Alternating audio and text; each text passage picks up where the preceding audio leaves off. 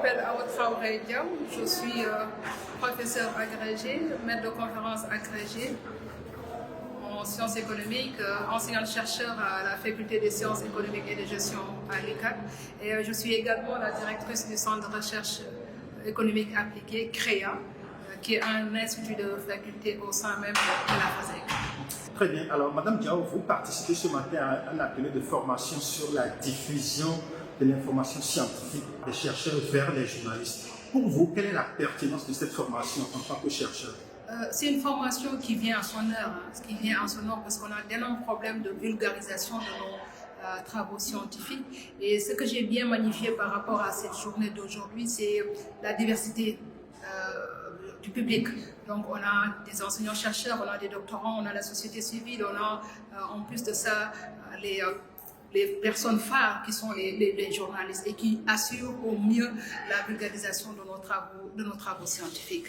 Donc ce que je retiens de cette journée, comme je l'ai dit tantôt, c'est une journée très riche en échanges, très constructive cette journée, très pertinente avec de belles présentations qui ont au mieux renforcer un peu notre compréhension par rapport à la vulgarisation de nos travaux scientifiques, mais aussi qui nous a permis de mieux comprendre les nouvelles techniques de communication véhiculées par les formateurs. Donc très clairement, on peut dire que vous y avez trouvé votre compte et que vous êtes prêt à communiquer autrement et efficacement. Efficacement, c'est ça. Peut-être l'autre avantage, chaque fois, il y a toujours cette asymétrie d'information entre nous en tant que chercheurs et aussi les journalistes. Je pense qu'aujourd'hui, on a eu une discussion entre guillemets un peu houleuse, mais qui nous ont permis au moins de trouver des terrains d'entente en ce sens, de telle sorte que les informations véhiculées par les chercheurs soient des informations qui sont d'abord pertinentes, mais des informations qui sont avérées. Ça veut dire que manifestement, parfois, il y a de malentendus entre chercheurs et journalistes? Oui, parfois il y en a. Parfois il y en a, parce que peut-être c'est un peu par rapport à nos résultats qui sont plus ou moins techniques, mais aussi c'est par rapport aussi à l'interprétation de nos résultats. Comme je l'ai dit tantôt, nous on se base sur la recherche, et je l'ai dit aussi lors de la formation, la recherche éclaire le monde. Raison pour laquelle, lorsqu'on propose ici des thématiques de recherche, le plus souvent on se focalise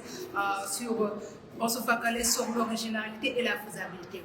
Et le problème majeur, c'est la faisabilité. Maintenant, pour certains journalistes, tout repose sur l'interprétation de nos résultats. Nous, on s'attend à des interprétations de résultats qui renforcent les politiques publiques et parfois l'incompréhension se situe à ce niveau.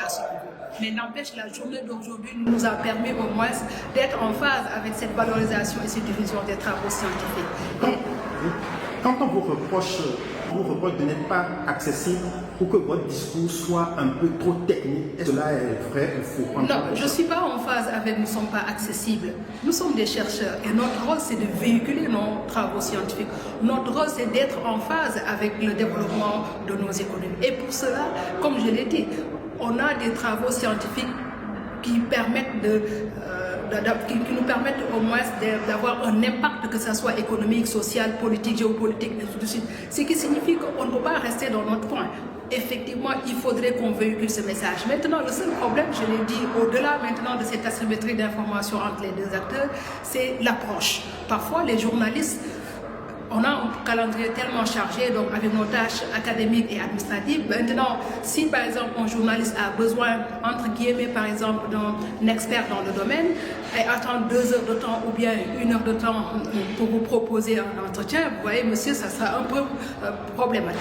Et nous aussi, en tant que chercheurs, il faudrait qu'on prépare bien notre message. Donc, au préalable, peut-être là, c'est un plaidoyer auprès des journalistes, qu'ils ne nous donnent pas assez de temps, mais au moins une demi-journée pour dire à la personne est-ce que vous pouvez participer à telle ou telle émission, parce que notre rôle c'est de véhiculer nos travaux scientifiques. Oui, justement, chacun a ses contraintes. Vous avez des contraintes d'organisation pour donner une information bien structurée, mais le journaliste aussi.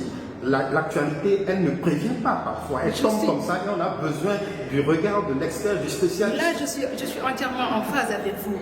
Ce n'est pas quelque chose de général, parce que parfois il nous arrive que nos confrères, je les appelle nos confrères journalistes, ils nous contactent et là on donne notre point point de vue. Mais j'aimerais bien, dans le sens de mieux valoriser nos travaux scientifiques, qu'on organise au moins des émissions qui entrent dans le cadre de renforcer au mieux nos systèmes éducatifs.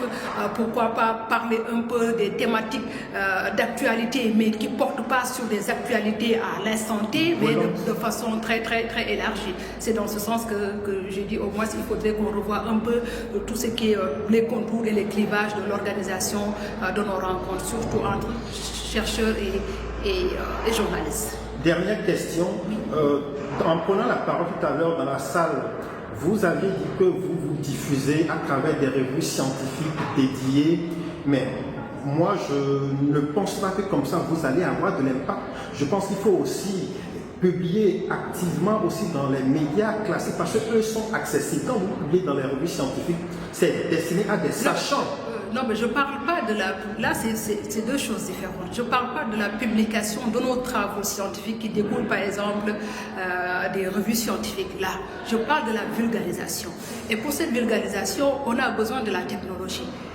Donc la technologie, c'est quoi? C'est-à-dire ce sont des plateformes scientifiques de base d'abord, mais il y a aussi les autres externalités, que ça soit même LinkedIn, vous voyez, que ça soit parfois on partage nos résultats sur Facebook, ainsi de suite. C'est-à-dire la meilleure façon de véhiculer, de telle sorte qu'on sera de plus en plus proche du public. Donc je ne me focalise pas sur les publications purement scientifiques.